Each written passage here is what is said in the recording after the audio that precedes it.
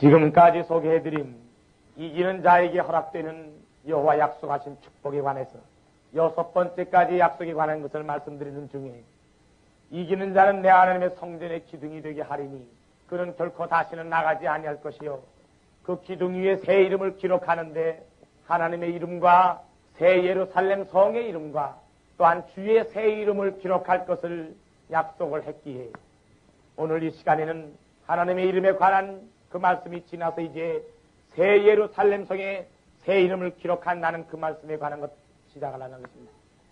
그럼 무엇 때문에 여호와께서는 예루살렘이라는 소리를 했는가? 왜 예루살렘 성의 이름을 그곳에다 기록을 한다고 표시를 했는가? 그럼 그 예루살렘 성은 무엇을 상징하는 것이며 더군다나 그냥 예루살렘도 아니요 새 예루살렘이라고 왜 표시를 했는가? 이것을 알려면은 구약시대에 움직였던 광경을 소개를 안 할 수가 없는 거로 간단하게 그 당시의 광경을 조금 소개하고 다음 시간에는 영적인 말에 대한 것을 소개하려는 것입니다. 새 예루살렘 성은 끝을 맺는 얘기예요.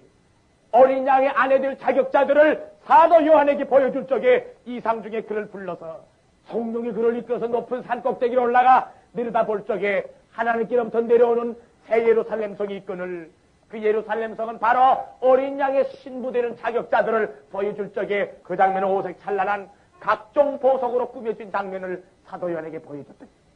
그럼 그 장면과 오늘 이 시간 소개드리는 장면의 연관성을 여러분들이 알고 지나가야 앞으로의 여호와의 세계가 어떻고 왜 많은 사람들이 그러한 반전에 참여하고자 노력을 했던가를 알게 될 것입니다. 그럼 여호와께서는 아담 해와가 죄 짓기 전 에덴 동산에 있었던 아름다움을 이 세상에서 가장 귀한 보석으로 표시했어요. 그래서 제사장의 예복을 바로 이 아담 해와가 죄 짓기 전 아름다운 모양으로 갖추라 해서 지시했어요. 그래서 새 예루살렘 성에 어린 양의 신부되는 자격자들이 예복을 갖춘 예복이 아담 해와가 죄 짓기 전에 아름다운 형상의 예복을 갖춰야 돼요. 자, 그러면 우선 여호와께서 그와 같이 아름다운 것을 갖춰야 거룩한 장소인 성소에 들어올 수 있다 해서 인생은 죄를 비단져서 아름답지 못했을 망정 옷이라도 아름답게 옛 에덴 동산에 아담 해와가 소유하고 있던 아름다움을 갖추라 해서 옷에다가 그 표시를 했어요. 그래서 지시한 옷이 제사장의 예복이에요. 그러면 이러한 것을 가지고 들어가게 했을 적에 아론이 그 옷을 입고서 하나님께 성결이다 하는 이런 인을 박힌 요것을 쓰고 그걸 들어가지 않으면 하나님께 제사를 드려도 하나님께 제사를 받지 않아요. 그건 무슨 뜻이냐면은 여러분들 신학시대 와서 이마에다가 표시를 주는 걸 뭘 친다 그랬죠? 인친다 하는 걸 내가 말했어요. 그런 거로 인 맞은 자의 수를 들으니 인 맞은 자가 각 지파 중에 1만 2천 명씩 12지파니까 몇만 명? 14만 4천은 이마에 무슨 표를 받았어요? 하나님의 인을 받았죠. 인침을 받았다 이거야. 그러면 이 인침이라는 것은 지금 바로 여기에 육적인 제사장이 거룩한 성소에 이렇게 들어갈 적에 이마에다가 표를 달았는데 여호와께 성결이라는 이런 표를 단 사람이 성소에 들어간다는 건 다시 말해서 제사장의 자격이다. 제사장 특급이다. 이거 직분을 행하는 사람이다 이거야. 그러면 14만 4천이 이마에 인을 맞았다 했거늘 그 인은 바로 무슨 직분을 행하는 사람들이에요? 제사장의 직분을 행하는 사람들이에요. 그러면 제사장의 직분을 행하는 사람들인데 이 인을 맞은 제사장들은 여기에 표를 단 제사장하고는 달라. 왜? 그래서 선지자들이 예언했죠. 아론의 반열의 제사장이 아닌 다른 반열의 제사장을 세워야 된다 하는 걸 예언했습니다. 그래서 아론은 무슨 지파라고 그랬어요? 레위 지파지만은 다른 지파로서 한 사람이 나타나거늘 주님은 무슨 지파로 표현했죠?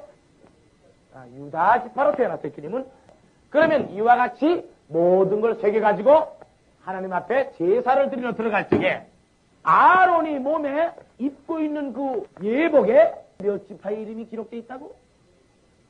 그럼 12지파의 이름이 기록되어 있는 거로 아론이 가서 제사를 드리면 누구를 대표한 제사예요?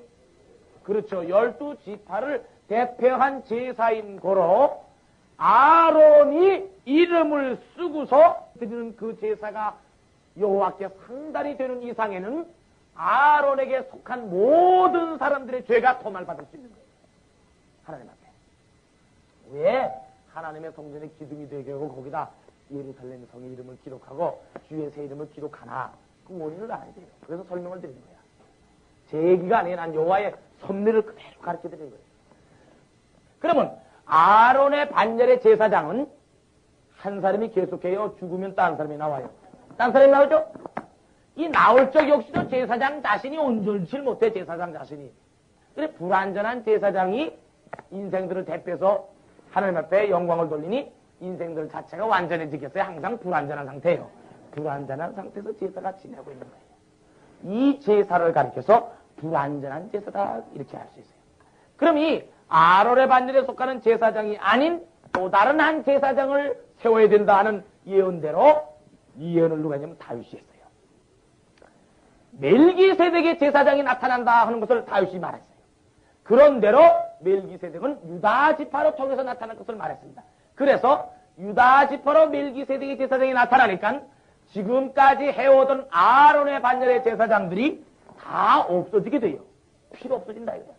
그래서 필요 없어지게 만드는 순간에 주님이 십자가를 지시는 순간에 성소와 지성소 사이에 가로놓였던 성전 휘장이 그대로 있었어요. 찢어졌어요. 찢어졌어요. 필요 없어요. 제사장이 바뀌니까.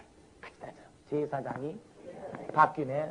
모든 제사와 율법도 변혁되리라. 바꿔지리라. 법이 변해. 그때부터. 그러면 자 봐요.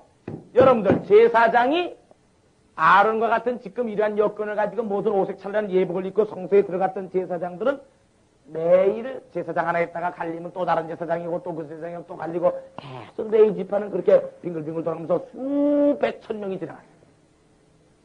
수천 명이 지나갔어요. 그런데 또 다른 멜기세덱의 제사장은 수천 번 지나가는 불완전한 제사장이 아니고 한 제사장이 변치 않고 온전한 가운데서 새로 제사장의 직분을 맡을 수 있는 영원한 제사장의 직분을 만들어놨어요. 그럼 이때에 예수님이 멜기세덱의 제사장의 직분이 됨으로 말미암아 완전한 영혼이 없어지지 않을 멜기세덱의 반열에 참여할 모든 사람들을 가르쳐서 그 이마에 마치 성소에 들어갈 자들에게 이마에 하나님께 성결한 패가 있는 것처럼 예복을 갖출 적에 바로 어떤 예복을 갖추냐면은 정한 세마포 예복을 어린 양의 아내는 갖추도록 지시를 했습니다. 그래서 어린 양의 아내들은 빛나고 깨끗한 무슨 옷을 입어요? 세마포를 입습니다. 그리고 이마에는 하나님께 성결이라 하는 것처럼 영적으로 하나님의 뭘 받아요?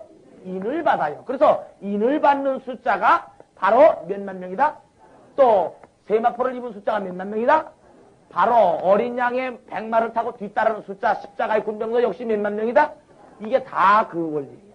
그러면 이마에 인 맞은 사람들이라는 것은 멜기세덱의 반열에 속하는 제사장이에요. 그러면 이와 같은 하나님의 아들과 방불한 존재로 되는 자들의 이마에는 성령인이 치적이 되어 있어요. 그럼 그 성령인을 침을 받는 존재들이 숫자가 몇만 명이다?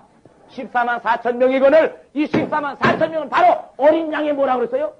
아내인 거로 어린 양의 아내들 신부의 자격을 갖춘 모양을 보라 하고 사도 요한에게 천사가 보여주니 하늘로부터 새 예루살렘 성이 내려오는데 아론의 제사장의 흉패에 갖췄던 보석과 같이 갖춰졌다는 상징적인 얘기를 하면 옛 아담이야 죄짓기 전에 성결함을 입었다는 거예요. 그러면은 여러분들은 아론의 반열에 제사장이 있던 사람이 복 있겠어요? 멜기세덱의 반열에 참여하는 자가 복 있겠어요? 이건 뭐 비교할 필요가 없는 정도의 귀족적인 차이가 있는 것을 알 수가 있는 겁니다. 그럼 이와 같이 하나님의 성결한 표를 붙이지 않고 성소에 들어가지 못했던 것처럼 하나님의 인을 맞지 않고는 14만 4천이 되지도 못하고 14만 4천이 되지 못하면은 다시 말해서 여호와 예비한 거룩한 세마포를 입지 못하면은 여호와의 거룩한 성전 안에 하나님이 계신 그 장소 안에 도저히 들어갈 수 있는 자격을 부여받지 못하는 것입니다. 그런 거로 거기에 관한 모든 섭리에 대한 이름과 새 예루살렘 성의 이름을 내 하나님의 성전의 기둥이 되게 하리라 한 진자에게 기록해요. 이긴 자에게 기록한다. 그럼 이긴 자에게 기록한다 한 거로 그 모든 내력과 섭리에 대한 것을 이긴 자 그 기둥에 기록을 함으로 모든 것을 가르쳐주게 돼 있고 그 다음에 주의 새 이름을 기록한 대권을 그럼 주의 새 이름이 무엇인가? 이건 다음 시간에 나오게 됩니다. 여호와께서도 간혹가다 그 귀중성을 다시 한번 저한테도 강조를 하시는 거예요. 오늘 새벽 이상 중에도 그게 보여진 것이 그거예요. 구약시대에는 의인이 날래에 날 수 없었다는 거. 암만 공로가 많아도 의인이 될 수가 없었다는 거. 그런 거로 의인은 없나니 하나도 없다. 이런 말씀이 구약성경에 있습니다. 의인이 있을 수가 없어요. 그것은 주님의 보혈이 없었던 거라.